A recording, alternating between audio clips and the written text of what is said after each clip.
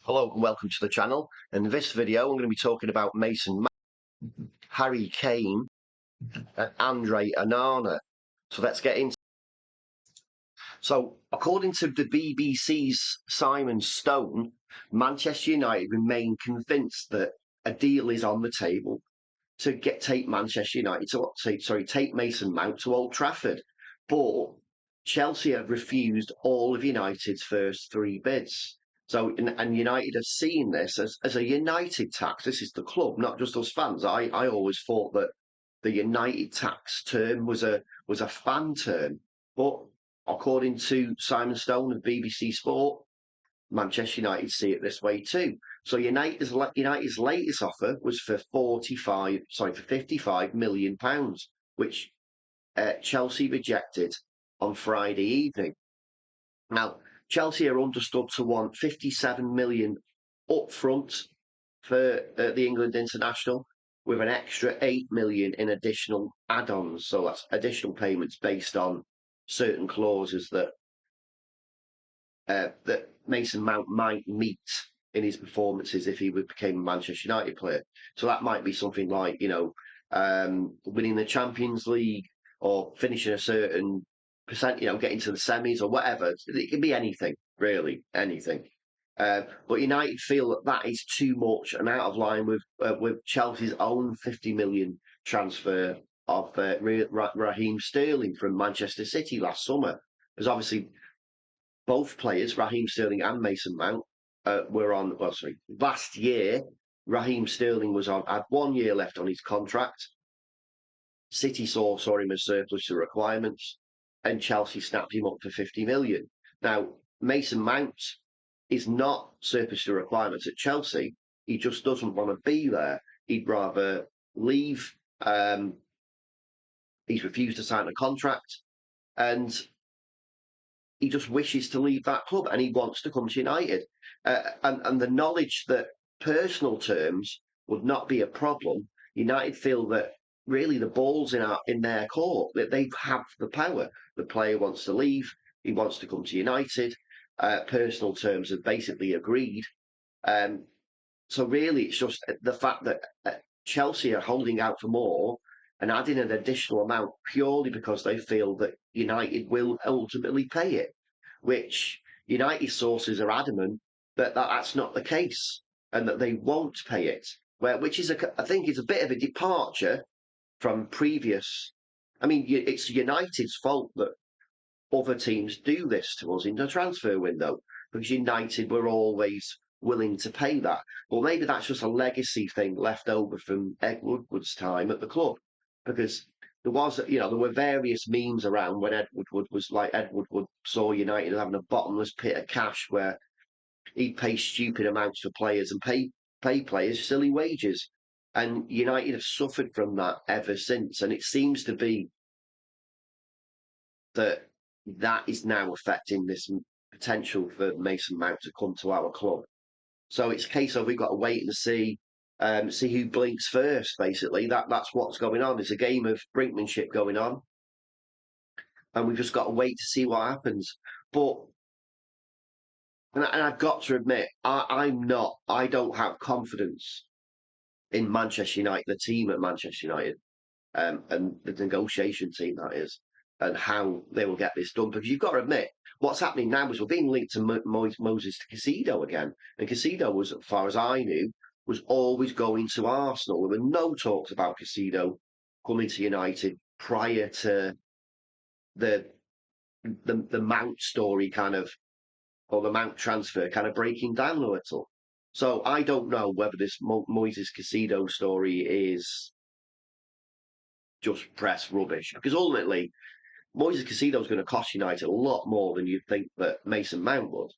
You're probably talking, 70, 80, 90 million pounds rather than, the potential for 65 for Mount. So we'll have to wait and see what happens. And that's where we are with that. As for Harry Kane, well, it's no secret. Ten Hag admires the guy.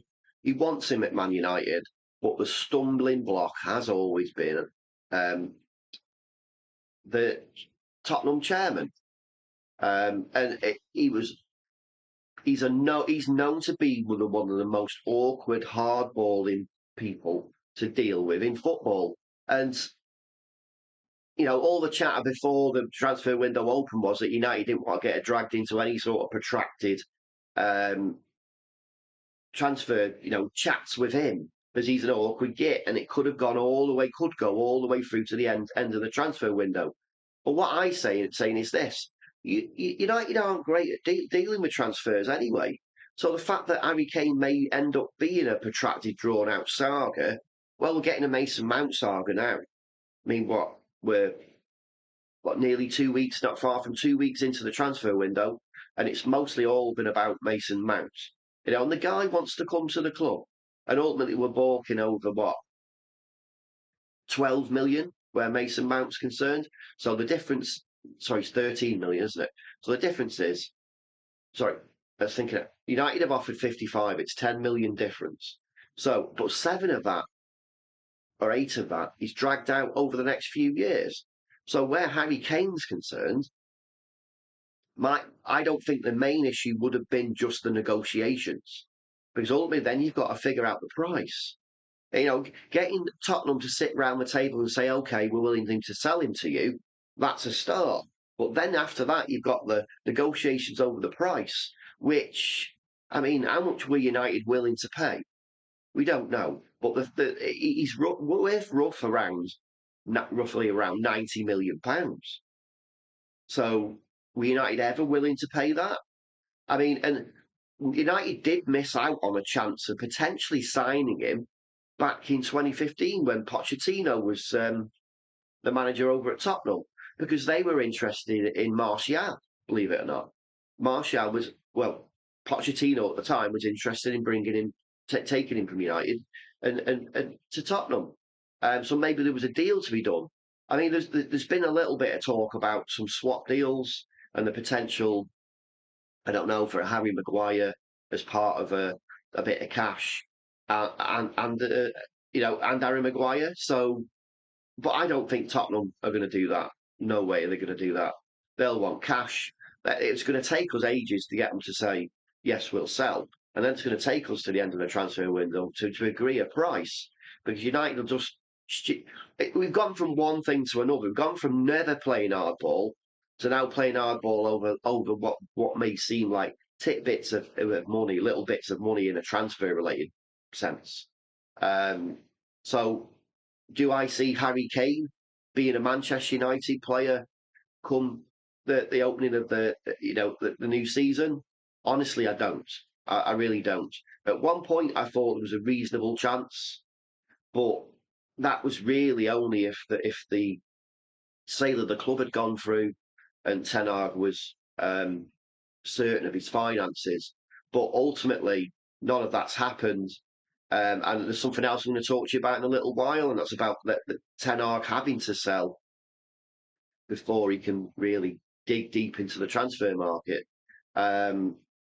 Yeah, apparently we're going to sell up to 11 players, but 2 weeks in, where are the bids for our players? Yeah, the only thing I'm aware of is that Fulham were interested in Fred, and they balked at the fee that we wanted for him.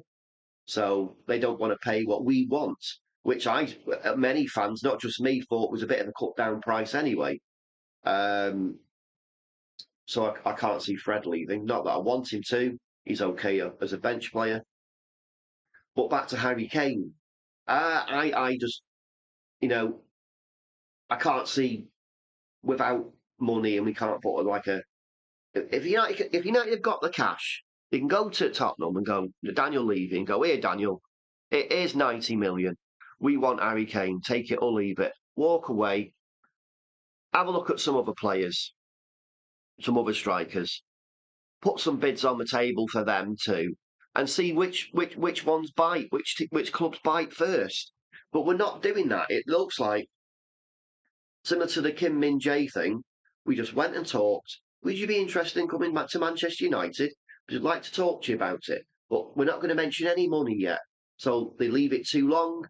Other clubs come along, like Bayern have, and snap up that player because they're more decisive. They say what they mean, which is, we've got this amount of money, we want to pay this. We want you at our club. We'll pay you this. Are you coming? And that's what happened with Kim Min Jae. Now, where Harry Maguire is concerned, is similar thing. I think he's been asked, "Would you come to Manchester United?" He said yes. There's been no discussions over um, wages, personal terms, or how much United may offer Tottenham for him. So that's where we are. It's really just paper talk, press talk. United may truly be interested, but without Ten Hag knowing what his budget is, he's not in a position to be going throwing bids around, and that's where that is. So, what about Andre Onana? So it was reported at the end of last week that United were about to put in a £43 million deal bid for Andre Onana. However, over the weekend, it looks like David De Gea, who's in a position of power, by the way, at United right now, because obviously Ten Hag really doesn't know what his budget is. You can't really lose your number one goalkeeper without having the money or a potential to replace them. So the story was that we were going to make an offer because De Gea's contract runs out on June 30th, so this coming Friday. So if he does go, United need to stump up the cash and try and buy a new goalkeeper, a world-class goalkeeper. And Andre Onana is seen as that guy. Uh, Ten Hag has managed him before at Ajax, and when he left Ajax last summer, he went to Italy on a free, so no money was changed hands between Ajax and the club he's at now. So United potentially offering 43 million would mean a hell of a lot of profit for that Italian side. But the thing is, with De Gea now being in a position of power, and it looks like he just didn't want to take that pay cut that was being rumoured that he was having his wages slapped in half, and he was going to be on something like £175,000 a week, which to us, anyone listening and watching this, is a hell of a lot of money. But if you've got then potential to go to Saudi Arabia, where someone's offering you 500 plus £1,000 a week to go and play, then you're going to have your head turned. But according to certain sources, like in the dressing room at United, De Gea isn't set on leaving. He actually would like to stay, but he wants to open negotiations with United again and talk about his contract. Because there's talk that £200,000 a week will be enough to keep him at the club. So what it really boils down to is, what does Erik Ten Hag really want? And do United really have £43 million that they can offer for Onana up front? Enough to make him leave Italy.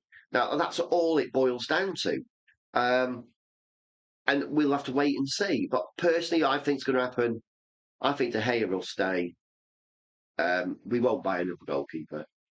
And because we need to invest any money we've got in adding goals to the side. I mean, look at last season. Last season, we did really well with very little.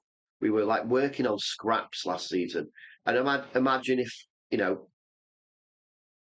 certain players weren't firing on all cylinders. So, and that's where we were. We were lucky that Marcus Rashford had a 31 goal season, but was a way above his previous best. His previous best was 17. That's in the Prem. So last season he was 17 in the Prem and 14 in all other competitions. So will he repeat that this season? It'd be an absolute massive gamble if we just relied on it. And even if he did repeat that, there still weren't enough goals in the side. Our goal difference, I think, was a +10, something like that at the end of last season in the Premier League. This is, which was absolutely disgraceful compared to all the top six. We had the lowest goal difference, positive goal difference in the top six. So we need to add goals to the side. That is the most important. We need at least two strikers, and I don't think that Rasmus Højlund alone is the guy. I mean, if Ten Hag has a £120 million pot of cash, which he said he has right now to spend, I'd spend all that on two strikers. I mean, or one quality striker and then sell some players on to, you know, bolster his kitty so he can buy another. But just talking about Andre Onana again, there was a pretty comical story, and it's related to the goalkeeping and striking thing. So Andre Onana was seen in training over the weekend via an Instagram video where he basically slotted the ball neatly into the far corner. So he's on the ball. He wasn't in goal. He was the clip. It was Mamma Mia, Denzel Dumfries. This is the last time I teach you how to score. and apparently lots of United supporters were really impressed by Onana's finishing uh, because he scored a goal. So I'll share, if you want to see that, I'll put a link in the description and you can go off and watch that video of him scoring that goal. But will Onana come to United? Depends on how much Ten Hag desperately wants him and whether De Gea stays. Now, I think De Gea is staying. I think it's definitely. Continuing about the will players go, will players stay? Somewhere depending on where you get your information. So some sources are saying that De Gea is still going to leave, but so is Dean Henderson. So he's likely to get a depart permanently to Nottingham Forest. He's been on loan there, and I don't think there's a way for him to stay at United this summer. And I think that's just his career at United over with. Um, and the potential fee for him could be around 25 million, which is about the same for defenders Alec Telles and Eric Bally. I'll get the word out. Eric Bally, so that's 50 million. So that's Dean Henderson, Alex Telles, and Eric Bally. That could be a potential 50 million. And then you've got left back Brandon Williams. I mean, he's had a lot, since Ole Gunnar Solskjaer left the club. He's had virtually no time in the playing for the first team. And then there's obviously academy graduate Anthony Elanga. So that's, I mean, how much we get for Brandon Williams? 10 million max. Anthony Elanga probably a little bit more, say 15, 20. We're going the lower. So that's 10 for Brandon Williams, 15 for Anthony Elanga, that's 25. Add that to the 25 we'll get for Alex Telles and Eric Bally, so that's 50. And the 25 for Dean Henderson, that's 75. Then we've got Hannibal. I don't know how much we get for him, to be honest with you. I mean, he could go on to go to Birmingham, where he's been on loan, say 10 million max. So that's what, 85 million. And this is just assuming that everything is given up front by these teams that are buying these players. So we're on 85 million. And obviously then we've got Harry Maguire, let's say 45 million. What we on there? So 85 and 45, what's that? 130 million. And we've got Donny van de Beek as well. 20 million. So where were we? 125, 145. Then Anthony Martial. God, he's so injury prone. I'd be, would any other side buy him, knowing how injury prone he is? We'd have to spend money getting him fit just to pass a medical. So 10 million. So you're talking about the better part of about 160, 170 million that's potential. Oh no, and then there's obviously Fred. So you could potentially, you could raise anywhere up to 180 million, I think. I mean, that's, I'm not based on any insider knowledge of any kind. I don't have any. But some estimations are that we can sell all those players, so including Harry Maguire, and everyone else, Bally, Twinzaby, Brandon Williams, you name all those players, for as little as 100 million. Now that would be an absolute disgrace. You should hold out for as much as you can get, really. Um, I, I just think United are terrible on both sides of transfer negotiations. So we're terrible when we're trying to command a fee when we're selling, and we're terrible when we're trying to buy a player and pay what we want. So it's like, shake us in, please, please, Glazers, we please leave, or at least point competent people. I mean, it makes you wonder whether they're actually running the club on the cheap. Murtar and Arnold, what are these guys on an hourly wage on like £7 an hour or something, and don't know what they're doing? Where did he find these guys? I mean, apparently they were both friendly with Ed Woodward beforehand and went to university with him, but the guys can't do their job. And if United would just get 100 million for those players. So imagine. All right, let's go through who all those players are again. So I didn't include David De Gea in that list, really. I know I mentioned it at the beginning, but I didn't. So, Dean Henderson, uh, Alex Telles, Eric Bailly, Brandon Williams, Anthony Elanga, Hannibal, Harry Maguire, and Donny van de Beek, and Anthony Martial. You sell all those players and only recoup £100 million. There's something seriously wrong if that happens. And we still don't know, even if they did recoup that money, whether it would all or any of it would go towards Erik Ten Hag's transfer budget. You wouldn't be surprised. I wouldn't be surprised if the Glazers just took that money and just pocketed it and bought a new yacht or something.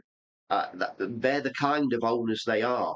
So, and that is that, isn't it? So anyway, I think De Gea will stay. Um, he'll renegotiate. We'll get some news late this week, and he'll stay. United don't have the money to offer 43 million for Andre Onana. Otherwise, I think we'd have done it. The fact that we're holding out means we're still talking to De Gea, and that's what will happen there. Because obviously, a goalkeeper is not a priority. Bringing goals into the side is a priority, and that brings us to Harry Kane. Harry Kane, United, he potentially wants to come to United, but Tottenham are notoriously difficult. So Daniel Levy is notoriously difficult to deal with. So I can't see that happening either. Mason Mount, well, I think if you go to somewhere and you say, I want to buy it, and there's a price ticket on it, and the price ticket says 65, and you say, nah, I want to pay 55. I mean, that's good in some countries. Haggling is part of some cultures, but not so much British culture. Um, that's why there's a thing called RRP. I know it says recommended, that means recommended retail price, but ultimately, you don't go into a shop, look at a TV and says, I'm going to pay this, not what that says.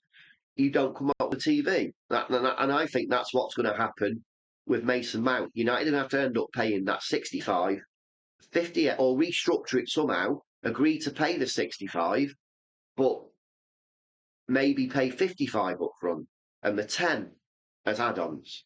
They're going to have to work out some kind of deal because pre-season starting soon. Erik Ten Hag's going to need his squad and be able to look at the players he's signing and what us as fans want to see them play in the pre-season games. And that's where we are. So that's up in the air too. He may come, he may not come, and that's where we are. Anyway, please let me know what you think about the players that are for sale. Onana, Harry Kane, and Mason Mount in the comments.